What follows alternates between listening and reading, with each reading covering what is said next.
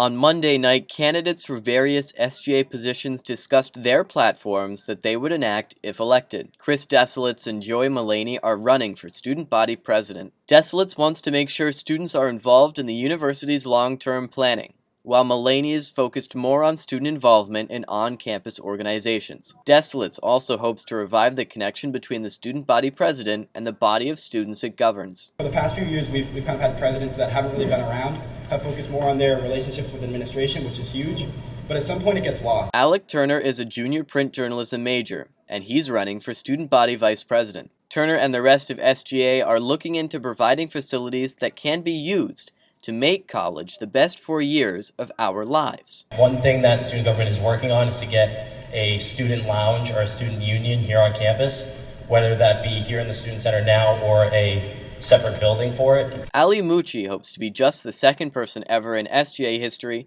to hold the title of Vice President of Student Experience. Mucci served on the committee that laid the framework for this position, and he believes that the established position can and currently does find out effectively what exactly the student body wants out of their experience. So having served on the committee myself this past year, I can honestly say that our first step in laying the foundation and the groundwork for this position to thrive in the future has been laid. George Cordy and Sal Neshi gave their platforms on how they would run the position of Vice President of Finance on SGA. The SGA budget this year, for the first time in 5 years, is staying the same. Cordy holds that no increase in the budget is not a bad thing, as the funds come from students' tuition. Neshi mentions that organizations can take getting funds into their own hands if SGA is not able to provide sufficient funds. I think that because we're not having an increase in funds this year, I think we should encourage groups to fundraise, try to raise more of their own funds, because that's the only way this year,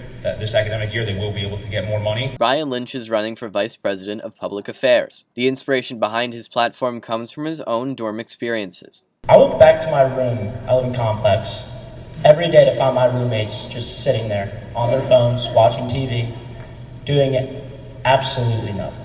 His plan for innovative ways to reach the students is to make SGA's presence on social media accounts well known. Current Vice President of SGA Carly Vieding thought the night went very well, and that the candidate pool was full of experienced leaders, and the ideas the candidates brought to the table were genuine. As far as her hopes for the people who assume the positions, Vieding said this. You have a handful of really, really happy students and then a handful of unhappy students, but then you have this middle portion that's just content and isn't like enthusiastic or involved or excited to be here. And I would just like to see, to see them be proud to be Quinnipiac students.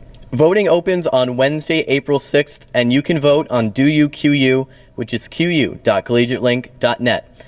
Voting opens at midnight and runs until 8 p.m. For Q30 News, I'm Joel Vanner.